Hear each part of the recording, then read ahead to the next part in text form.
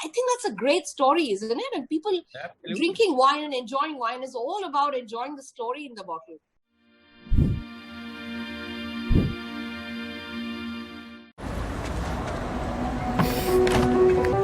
Join the movement. Change what you can with the MG ZS EV.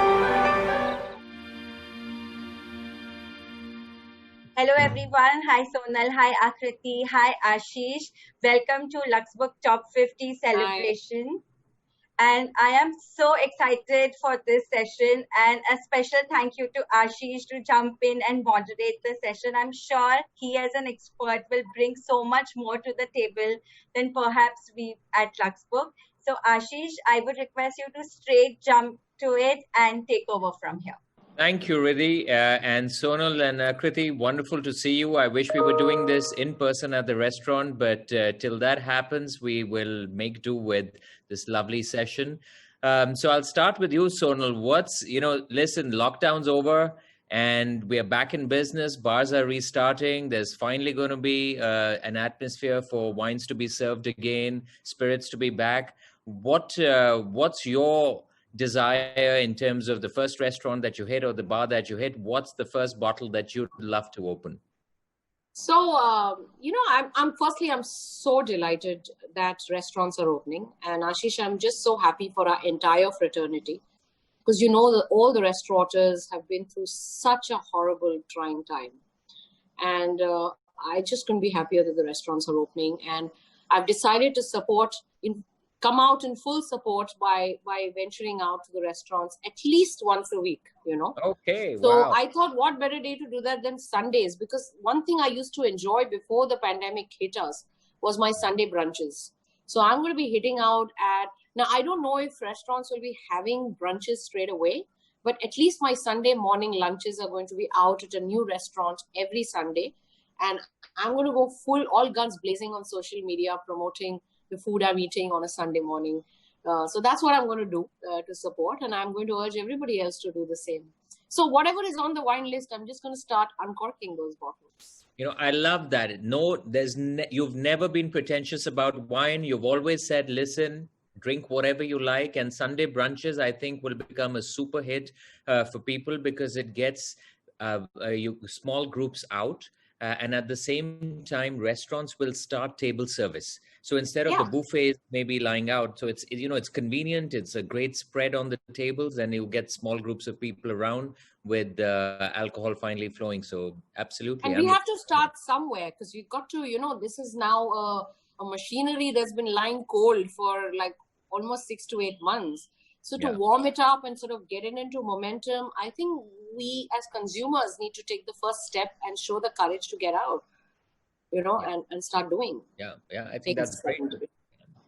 And Akriti, you've had a very interesting background from a completely non-F&B piece to running one of the nicest spaces in Bombay. But I'm sure you'll also be looking at, as a lot of restaurateurs looking to reinvent, because large-scale formats are going to find it difficult, at least in the immediate future. Absolutely. So what do you see as the new normal in terms of a successful restaurant or a new kind of a format for restaurants to thrive and let alone survive? To be honest, I actually don't resonate too much with the new normal, because I think once restaurants start opening up and, like Sonal said, that everyone's actually really excited to step out and go back to their favorite bars and restaurants. I think irrespective of the format, once people start stepping out, I think it'll start falling into place the way it was. Reinvention, yes, absolutely, to an extent where, to understand consumer needs and hygiene and sanitization is going to be the new norm. But besides that, formats, I think larger space are more conducive for social distancing, so to say. Smaller formats might actually, face slight difficulty in doing that. But at the same time, you can have lesser people, you can have smaller groups in a small space. So I think both formats will work as and when required when people start stepping out. And I would love to go back to my favorite bar, and however tiny it is, I just want that cocktail, and Can I just quickly add on to that, Ashish? Whilst we're all, it's wonderful to hear of Akriti's enthusiasm, and I'm equally enthusiastic. But it's amazing how she also talked about going back to her favorite bar. I kept talking about going back to my favorite restaurants. I think one thing that I'm worried about on the concern side is once things start normalizing, people are more likely to go back to the restaurants they've always enjoyed eating at. Because one thing that has happened with a lot of consumers is there has been a general reprioritizing of sorts. We've all sort of realigned our priorities again, in terms of how to spend our money, who to spend our time with, who's really important, what's not. So I think that will fall in line even in terms of the choices we make with the restaurants we go to. So fortunately for those who have remained active during this pandemic through the digital medium, or have continuously reminded people that, hey, we're there and we're catering to you through the home delivery systems or whatever, may gain over those who've lied more dormant, quieter, because they've now it's like out of sight, out of mind a little bit. And, when people rethink where they want to go back to, if it's not something I have missed for the last 6 months, I'm not likely to miss it ever. So I'm not likely to go back there at all. So I think there's going to be a few restaurants that will topple over and a few that will surge forward. Yeah. And that's going to be the hard reality. I agree with that. I agree with the fact that there will be a lot to topple over, and there will be a larger chunk maybe that will survive this, and where they're able to pull through. But at the same time, I'd like to add something that there's certain restaurants that don't have the format to be able to deliver, or have not been able to probably reinvent the entire delivery format to cater to the audience. But are very much still looking forward to open up. Like whole bar category, for example. Yeah, the bar category, the brewery category, or the fine dine category. Yes, I would say I think Mask has done a fantastic job of opening up the delivery kitchen, being a fine dine restaurant. But at the same time, there are multiple other restaurants, in spite of not being the fine dine, have taken their own time to open up to delivery formats and reinvent their menus to be able to suit that need. Right. For example, Jamun in Delhi took a little bit of time to get to the delivery format, but it eventually did, and in fact, the day it opened, I was like, oh my God, I have to order from there because I can't go and dine there. But now that it's open and it's a tiny space, so I'd still walk in and, there'll be 3 tables or 4 tables occupied and take my corner and grab a bite and come back. Yeah. Super. No, listen, I agree, but I'm going to jump into a couple of questions that I've been wanting to know. Sonal, whenever a global tragedy happens, wine from that particular year becomes very special for that region. I remember in California when the LA earthquake happened, wine from that region became very scarce, very difficult to get. And obviously there's pain in the bottle. And this year, unfortunately, the epidemic has been global. And how does that affect the quality of wine as well as the story of the wine across the globe? What is your take?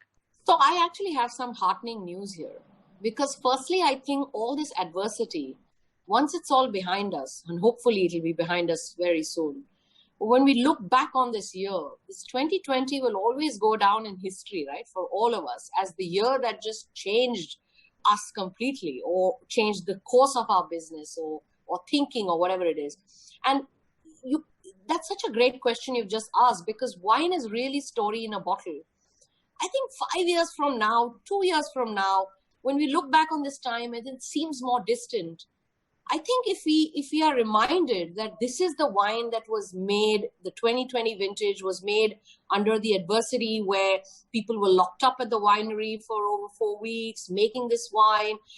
I think that's a great story, isn't it? And people drinking wine and enjoying wine is all about enjoying the story in the bottle. Yeah. So I think I'm going to be all out for wanting to try more of the 2020 vintages. The other heartening news I have, Ashish, is thankfully, almost like a blessing from God, 2020 has been, from a weather point of view, a great year vintage-wise in most regions that I know of, including our home ground, India.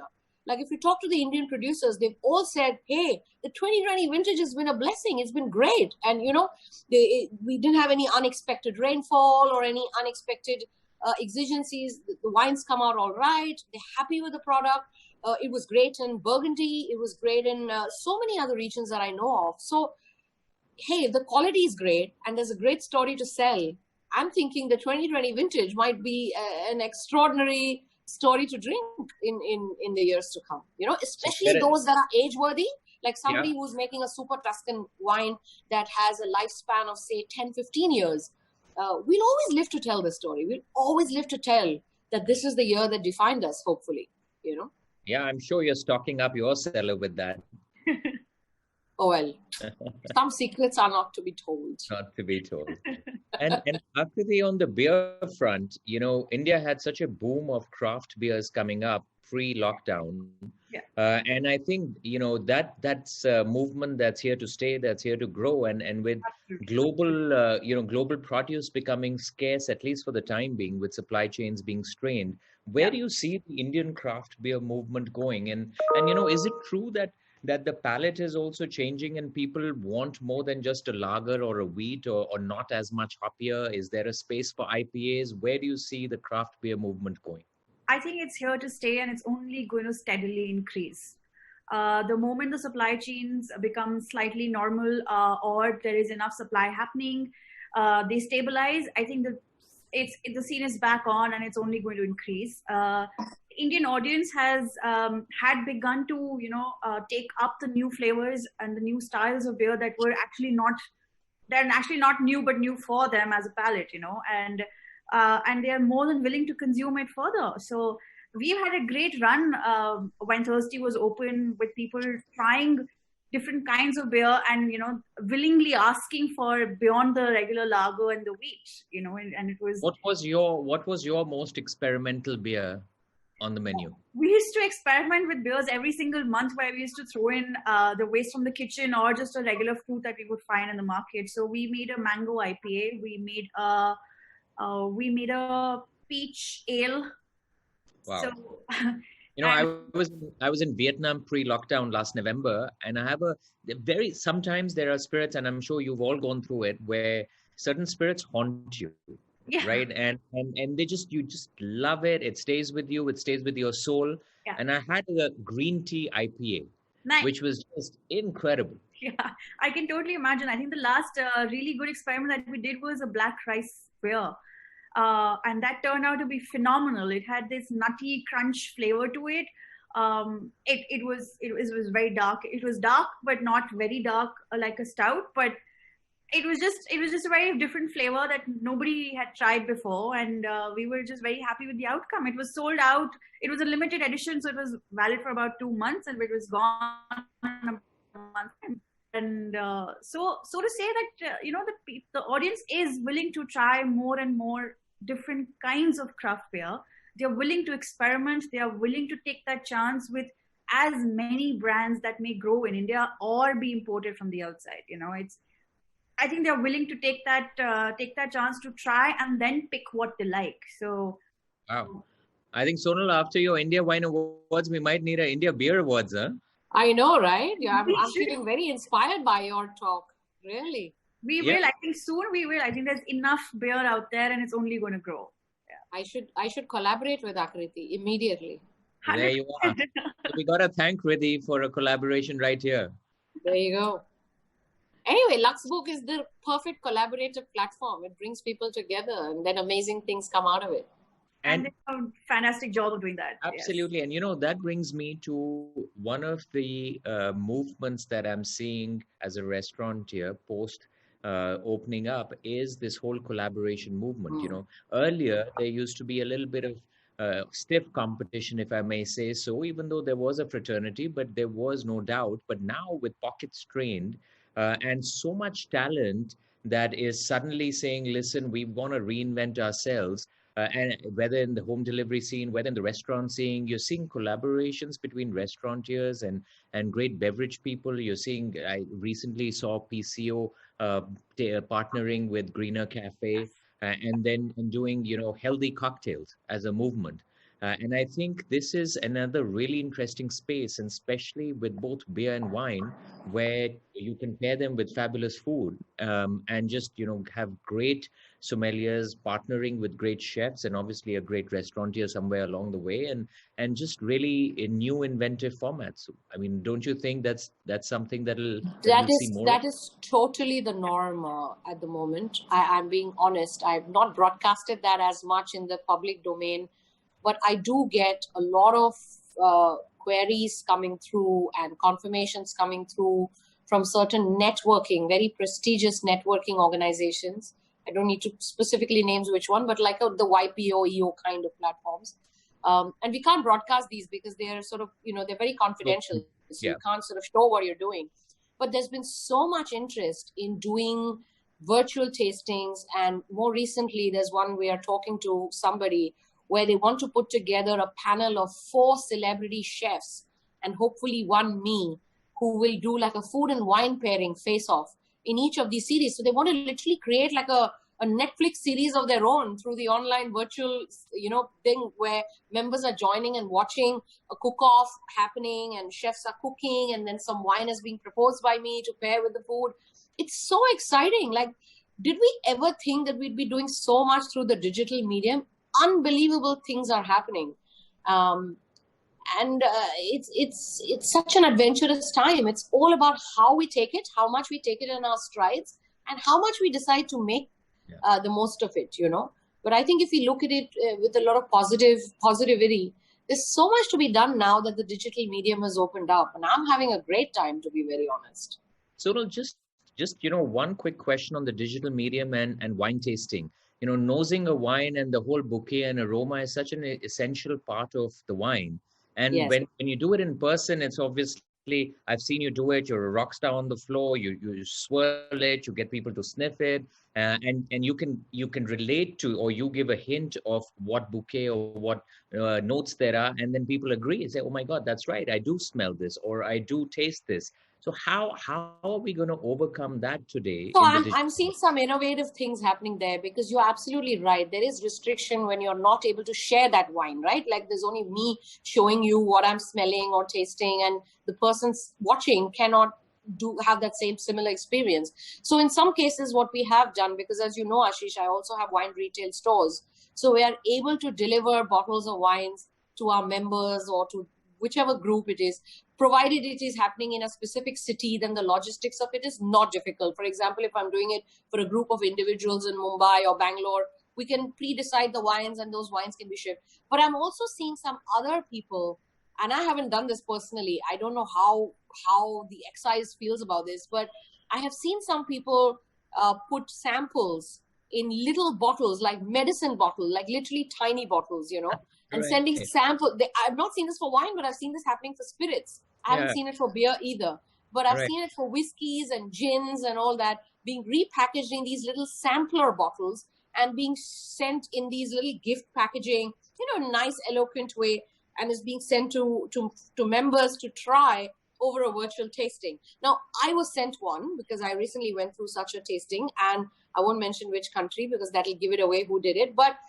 I thought that was superbly innovative, absolutely. And I thought, okay, can I do that with wine? Maybe I should try that with wine. My only thing is, I don't know about how you feel. I don't know, Ashish, how will you feel if I sent you a bit of wine, 60 ml wine in a little medicine bottle? I'm just not sure the experience is the same. Wine is also romantic. There's also trust, and half the romance is the bottle, so I completely agree. Wine is a little different. But I mean, it's not ideal, but it's something, right? Something's better than nothing. So people are doing all kinds of things at the moment, and I'm just amazed at the innovation that's going on, Absolutely.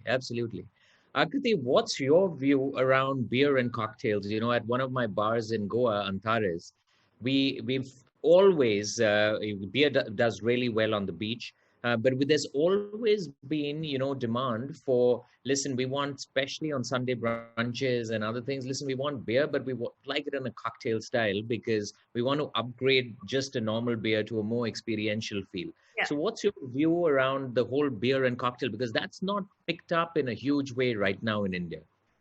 I think it's totally possible. You can do a beer cocktail without diluting the flavor of the beer. You can also use the beer in a very different format to create a cocktail and give that nut crunch flavor of the grain or anything of the beer. You could give it a hoppy flavor. You could give it a grain flavor. You could do multiple things. The bar team just needs to know how to use the elements of the beer making and then just use it in a cocktail. It doesn't necessarily need to be a finished beer in a cocktail. As long as the aroma and the flavor is available, I think that works beautifully. Yeah, you could do an IPA cordial, convert the IPA beer sort of a thing into a cordial and use that into a cocktail. It'll smell, it'll taste, that bitterness will be there in the cocktail, and it's a beer cocktail. That's great. Like a spritzer, use a beer to create a spritzer sort of a thing with the carbonation, and that works as well. And is there a beer lovers club or a women in beer club? Like I know Sonal has the Soho Wine Club, which does super events and stuff. Is there something around beer that's gaining movement across the country and stuff? None that I have come across in specifically to either women in beer or just beer appreciation clubs. They are more pub category, beer groups that go to pubs and drink the large number of beer, which is free flowing sort of a thing. Free flowing, not in monetary sense, but like just free flowing from the taps in that sense. Just a larger capacity of drinking. Yeah. Not the sophisticated craft beer at a bar drinking that I haven't seen as a culture of groups getting together.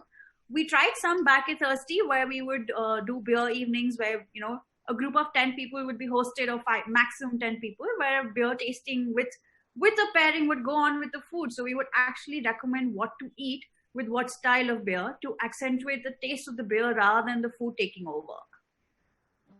So that did get some popularity, but to answer your question, no, not too many groups out there for craft beer as such.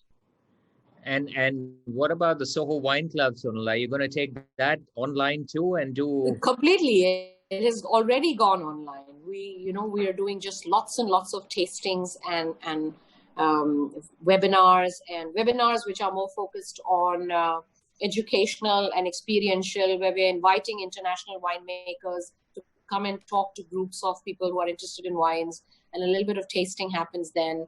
But it's gone totally digital. And I think, if you ask me, I think it's going to be and remain 100% digital, at least over the next 6 months, if not longer, because I'm not seeing people congregating for wine tasting in a physical location anytime in a hurry. I mean, this year is definitely a washout, don't you think?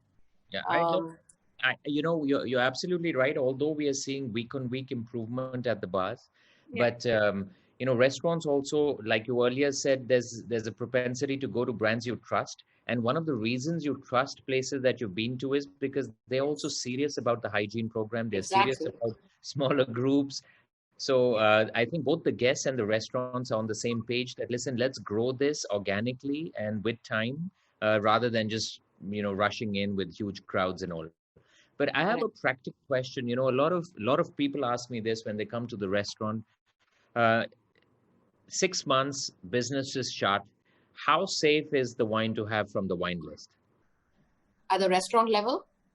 At the just not most wines, given the fact that and they've been in bottles, and a lot of these restaurants have been in malls, and also for sure, the electricity is there.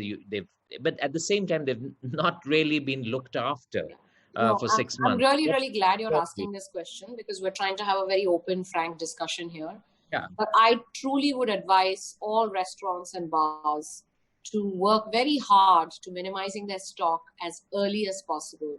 They do need to take a hard look at their inventory, because you see, Ashish, you'll agree with me, restaurants and bars have anyway had this problem of sitting on inventory that's way too old, that has remained unsold.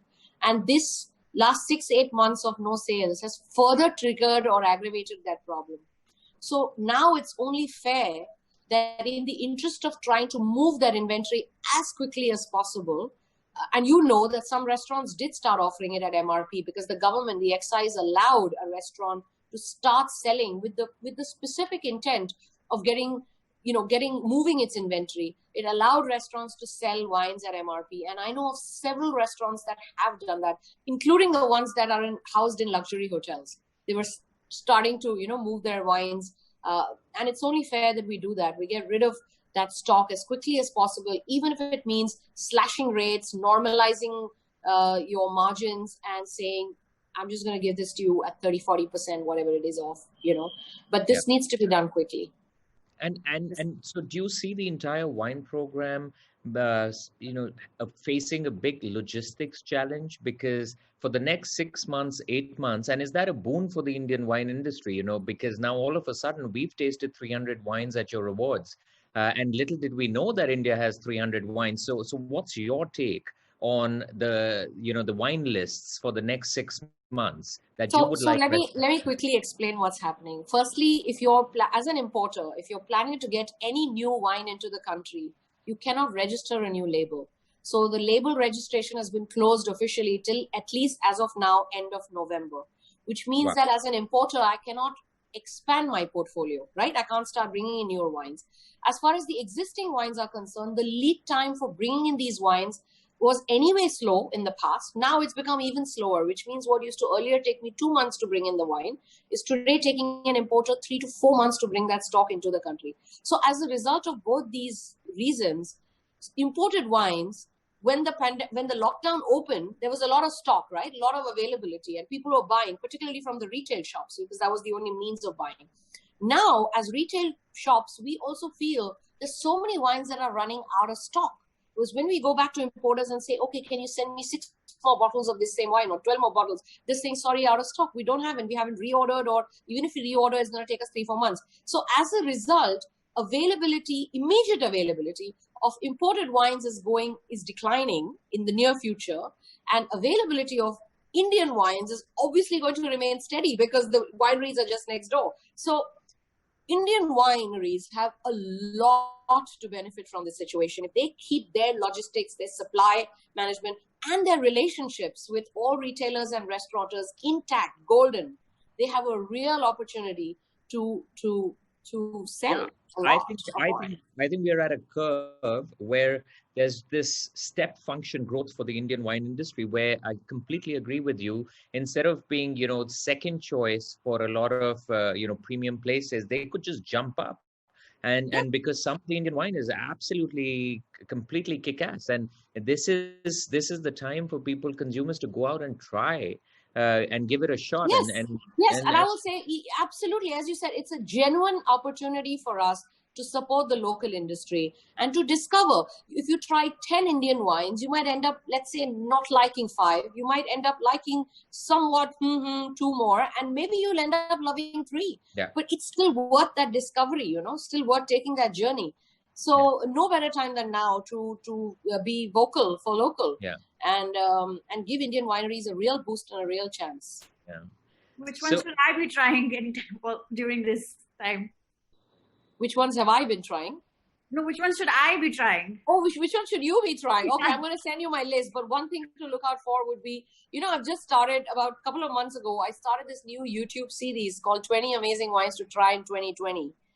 It's all over my IGTV and on my YouTube channel. And every week we release a new video where I'm talking about 20 amazing wines. And there are quite a number of Indian wines also that I've talked about in this series. So that would be your immediate go-to source. But I'm happy to email you a separate list. Thank you. And Akriti, listen, we're all missing travel. This is a travel question for you. Okay. Where have you really traveled and had your best drinks? Beer, whiskey, wine, cocktails, whatever. But which travel holidays have really given you that kick that you'd love to go back to and try drinks there? Tough. Very, very, very, very tough. Because travel and alcohol is just, it's 2 peas in the same pot. It's just mixed. I'd say Hong Kong. And Taiwan was actually a huge discovery in beer some time back. And I would say London has been absolutely I happen to be in London approximately 3 to 4 times over in the past year and a half itself. And every time I went there was new discovery of bars. So I think drinking in terms of cocktails, London and Hong Kong, and beer, I would say Taiwan. It was wow. It was absolutely. Taiwan is a very interesting take. It is, isn't it? Taiwan is there's a whiskey, Kavlan, which is really famous, and I think across they're just very, very good in their spirits production. And Kavalan became iconic after the Japanese movement. Suddenly, the Taiwanese movement really picked up, and now luckily we're getting Kavalan in India finally. But beer is wow. So, are we getting any Taiwanese beer in India yet, or no? No, not that I see. I was more inclined towards the craft beer scene in Taiwan, which was not being bottled. So, while walking around the city, it was just very interesting to literally walk into a hole in the wall, which had, say, 30 kinds of craft beer on tap. Like, there's no place to sit there. It's literally a hole in a wall and it's got 30 beers. And I'm just like, wow. In India, you need to actually sit down and be able to look at that kind of a setup. But it was commendable to see small stores and literally small vending stores with stools outside coming all the way into the streets and just people hanging around and drinking craft beer. It was excellent. Yeah. But luckily now, if you see the recent Delhi government move also, where they're letting more outside area be used for restaurants and bars, and I think Bombay will follow suit also. I think that's going to be a big boon, especially for the alcohol-led brands, because all of a sudden you're drinking out in the open. It's much safer, it's much nicer, and the whole ambience kicks in. I think it all ties in really well with the Delhi government's announcement of allowing restaurants to serve outside in the open space, with the whole hygiene and sanitization rule also of social distancing, open spaces, and the fact that the weather is going to be in our favor from, like, say, 15 days down the line. And it's going to be actually pretty nice to go to a bar and to be able to stand on the terrace and have a drink, Sonal, the government's decision to allow consumption of alcohol in the open air in Delhi, and in also their decision to have allowed a couple of months ago the home delivery of beverages, has been the two single biggest game changers. This one will be, and that one has already been. But they're two game-changing decisions, because it's something we've always hoped for. And somehow this pandemic has brought this gift to us, isn't it? My only sincere prayer is that it is more long-lived and it is not revoked as a decision. Absolutely. And is here to stay, because if you look at the home delivery as well of beverages, I think the government is now seeing that it is offering convenience, it is offering the social distancing, in keeping with the social distancing norms, and not to mention it is adding to the revenue, the additional revenue for the excise. Yeah. So, as long as nobody steps forward to completely brutally abuse it as a system, I'm hoping the excise sees the merit and continues with it, and it becomes the new norm, because it's really the game changer. Yeah, I actually don't see the consumers, breaking that rule. And, I think they will comply with the law, because we've been asking for it for so long that, we are more than happy to comply with the various rules of the excise. Yeah. But Akriti, it is not the consumers who flout it. It's the retailers themselves, because by law, our excise rules say that we're not supposed to market and promote or induce someone to drink alcohol explicitly. So it has to be done still in a way that you are informing and educating, and it's being done more elegantly, rather than anything just about short of putting a bottle into someone's mouth, basically. So, so that's where a lot of business owners start to flout rules and go over aggressive. They go overboard, and then just because of one few rotten apples, the whole industry suffers, because then the excise just comes down hard on everybody and just revokes the benefits immediately. So hopefully that won't happen, and we'll continue to enjoy the benefits. No, I completely agree. I think there's a trust that will build with the new ecosystem, and if it's benefiting everyone, these are the positives that have come out of this challenge of the century. But a big question for you, Sonal, on with the Indian wine scene, we've seen some interesting and adventurous producers creating varietals that were not very common, that were not just the Shirazes and Sauvignon Blancs or Chardonnays. We've had Tempranillo coming out of India. We've had a Nero coming out. What are some of the remarkable varietals that you've seen? So that if So someone's missing a trip to Spain, they don't need the Tempranillo Spanish one, but we have a good Indian one. Or what are, in your view, some of the interesting varietals that have seen the light of day in the past? So I'm happy to see that a lot of producers are pushing the envelope and have been pushing over the last few years to try different varieties, different combinations, different, like I recently tried a sparkling wine, which is a blend of Chardonnay and Sauvignon Blanc. Now that's a very unusual blend to use in a sparkling wine, but it works in the context of a sparkling wine made in India because we don't really make world-class spectacular Chardonnay. So a little bit of help from the Sauvignon Blanc goes a long way in lifting the aromatics of the blend and so on. Then one other grape variety I'm most excited about actually is the Sangiovese that's coming out of India. I really think, particularly the one that comes from Akluj, so I won't make any bones in naming the producer. It's Fratelli I'm talking about. And I've been very impressed with the Sangioveses that Fratelli has been making more recently. And I was on a call with Kapil Sekhri a couple of days ago and I said, forget everything else. You should just own the Sangiovese. You should just say that India's best Sangiovese comes out of Fratelli vineyards in India. Just sort of in a free flow discussion. Another grape variety, which is really considered a very common variety to the rest of the world. Nobody really looks at it with great respect or admiration, apart from a few places where it grows beautifully. That grape variety I'm talking about is Chenin Blanc. Like Chenin Blanc, unless it's from the Loire Valley or it's a really stellar example coming from South Africa, Chenin Blanc from anywhere else in the world is like a pretty nominal sort of a Chenin Blanc. But there are some Chenins that are coming out of India, particularly the drier types, that are being so well made. They are showing that minerality, the complexity, that expression of the terroir that's coming through. I've seen, so I'm very excited. I know Chenin Blanc sounds like a common grape variety, but it's not so common, particularly at the high end, when you're trying to make a good quality example. So I'm very excited. And that Rivello has been growing Grillo and Nero d'Avolas for a few years now. And those have been winning swooping awards at our competitions in blind tasting. So they're obviously doing a great job with it.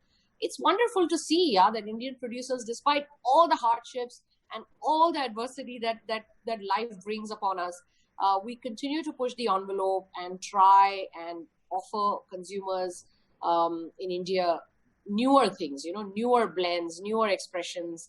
Now all that remains is for us to give them a chance.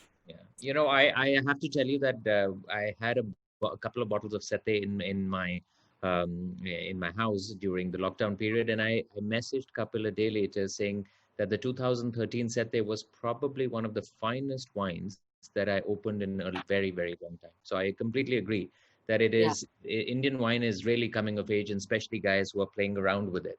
And sorry, can I also name one more trend, because I don't want to let go the opportunity of making this as a mention, is I don't know if you've noticed, Ashish, Akriti, I'm sure you have, but a lot of them are now going full on with wine in cans. That's another trend that's really showing. Now, for a lot of us experts, it may be, we might have a little snobby outlook towards it. But actually, wine in cans is a massive industry globally. And even in India, ready to drink, RTD, like mixers, are a 10,000 crore industry growing at 10% year on year. I mean, that's a lot. That means that, because we have such a young population who's looking to try something that is unpretentious, accessible, non-fussy, easy drinking. And if a wine is well made, it doesn't have to be complex. It doesn't have to be anything extraordinary. As long as it's harmonious, easy drinking, smooth, and doesn't have any, funky aromas and flavors. If it's just nice and tasty, wine in a can has been a perfect solution at the pandemic time, because one, it's made it affordable. Two, it's in keeping again with the fact that you can just pop open and drink, and you don't have to share, and it's in keeping with the social distancing and the convenience and all of those factors. You don't need to open a bottle. You can just open a can and try it out. Exactly. And Sula started with wine in cans with the Dia, of course. And now we have had Fratelli again launching that with their Tilt. What a fabulous name. But, they've just launched these Tilt. And I've had the pleasure of tasting some of these. And I'm going to introduce a video soon to talk about it. But they're really just easy drinking, drink without thinking. But they serve a certain occasion, they serve a certain context, and there is a market for these wines. It may not be necessarily in this Zoom chat, but there's a big market for these. I agree. And to think that some of these producers have come up with these initiatives at some of the most difficult time in the trade. So I think again that is to be admired. Yeah, absolutely. I'm definitely looking forward to wine in a can. I think it's wine in a can by the pool. I think when pools open, that is. The beach is there, so hey, head over to Goa. Or go to Goa. So, and Akriti, on beer, if there's a movement around, say, luxury in wine, or there's always, been consumers who want a certain class of wines. What about beer? I know of Inedit and a couple of others where the beer is really luxurious. But is there a concept of luxury in beer and luxing it up? I think that exists with the beer, how you drink it and the kind of beer that you're drinking. If it's a beer in a can or a bottle that has gone through too many hands and is available to you at retail, I think it anyway does away with the whole luxury aspect around beers, so to say. Yes, wine does retain that aspect because like Sonal said, wine comes with a story in a bottle. Beer doesn't in that sense, or is not perceived to be. Having said that, I think craft beer to be had in specific kinds of glasses and a certain sitting does give that luxurious factor to the craft beer segment. Solely craft beer, which is made in small batches directly from the microbrewery or the brewery to the table. There's no middleman fiddling with the liquid there. I think that's where the luxury comes in, and then you could have various kinds of beers. You could have different kinds of tasting sessions and stuff like those. So yes, I don't think in a can, in a bottle, it could be luxurious with beer. But craft movement is all luxury because it's limited quantities and it's a story between the brewmaster and the consumer. Absolutely. Listen, if you want to make beer luxurious, you just have to send a few cans to Ashish. Because when whatever Ashish drinks becomes instantaneous, luxurious, and cool. I will keep that in mind. And I mean that. I just love drinking. Don't blame me. No, it's not about the drinking. It's about the drinker, man. And, Ashish epitomizes the charisma and the luxurious feeling that is needed to offer to anybody. I will 100% keep that in mind. Next time I want something to be tagged as luxurious, I'm sending it over to Ashish. Just send it to Ashish. Thank you. And one last trend that I want to point out, which is very heartwarming for the staff, because their service charges have been hit, sales have been hit, and this is an industry that survives on skills at the restaurant. There's really very little they could have done outside or digitally. But I think there's a very interesting trend from the bar, and that is tableside cocktails. And India never had too much of this. It was big in the US and all, but this was a great trend where the best mixologist in the bar would come out, and out of 20 drinks in the cocktail menu, maybe 2-3 of them were made tableside, crafted for the consumer to their taste. And one of the most famous examples was the Connaught in London, which did this with its gin trolley. And they would take the gin and, you could add the vermouth or you could add the bitters depending on your taste levels and dry, wet. And I think that craft movement tableside is excited a lot of the staff because they've been missing this interaction, and they were worried. Are consumers going to come back? Are guests going to sit at the bar?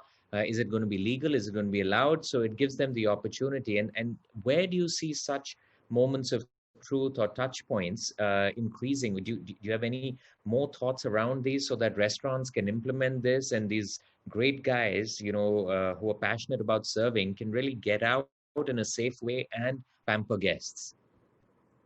I think it's about how you evolve the bar drinking culture. That's what we intended to do with Thirsty all this while. I think tableside is a great way of a bartender interacting with the consumer. It doesn't have to be that you do the entire cocktail tableside. It doesn't have to be what Connaught was doing and is doing in London. It could also be just a finishing touch. It could also be a slight torch burning, it could be the garnish, it could be choosing your own botanicals to be put into your basic gin and tonic. It could be as simple as that, but that interaction only helps a bartender or a server serve better the next time to the same consumer or otherwise. I think every restaurant out there or every bar in our country can eventually and slowly and steadily adopt that. It not only gives a chance for a consumer to communicate as to what they want and what they like and experiment with that, but also trust the restaurant a lot more, because they then feel that the server is much more interested in what they want, as opposed to just putting out a drink to say this is on our menu. Right. I think that interaction is absolutely important, and that should be the way forward for the bar industry. Could I add a word in favor of the sommeliers? A lot of the sommeliers who are struggling right now, I think the sommeliers have really been the backbone of that interaction or that relationship of trust that is formed between a customer who's dining at a restaurant and the wines or the beverages that are sold at that restaurant. So this bridge of interaction has always existed in the face of a sommelier. A lot of the sommeliers have unfortunately lost their jobs during this trying few months. And I think it would be great if restaurants at the time of opening recognized that sommelier is not a dispensable commodity or a resource at a restaurant, is in fact going to be even more so pivotal in bridging back that relationship and winning back that confidence and that trust, because it's all about the interaction, the storytelling, inspiring the customer, giving him the confidence that yes, you can, all within the parameters of course, managing the safety standards and so on, which I'm sure some of the best restaurants, Ashish, as you said, will do. We will leave no stone unturned. But I really would love to see some of these sommeliers get back on the floor, because otherwise we're just going to go back rather than move forward, in terms of service standards, especially with wines. So that is of concern to me. And I want to just say, bring back the sommelier. Fair enough. So, Riddhi, we are nearly done with our time, I think. Yes. Ashish, Sonal, Akriti, I learned so much from this session, and it was an absolute privilege to listen to y'all. There were so many quotable quotes, and one thing that I'm definitely going to quote myself in many of my writings is that there are some spirits that haunt you for a long time. So that really was cool. And as Sonal said, that we are not going to leave any stone unturned. So let's rally together, let's collaborate more, and let's ensure that the F&B industry is back on its feet. Thank you so much for this discussion once again. Thank you so much. You girls have been stars in helping the entire industry even pre-COVID, and now I guess your role is more pivotal, because your assurance and trust and brand will get people back to the restaurants. So thank you so much for just being there and doing such a fabulous what you have by way of Wine Rack has always been it has been the pioneer of sorts in introducing a concept of wines that hasn't existed before. And you talked about interaction again. You brought the concept of interaction by allowing a massive display of wine bottles and allowing customers to browse through, the touch, the feel, all of that. So you're quite a trailblazer yourself, Ashish, and I wish you every luck in the months following soon. And you will see me at your bar very soon. Looking forward. Yeah, but thank you for bringing out, evoking all these responses out of us. And Riddhi, thanks for the fabulous opportunity. Thank you so much for participating. Thank you very much. Thank you very much.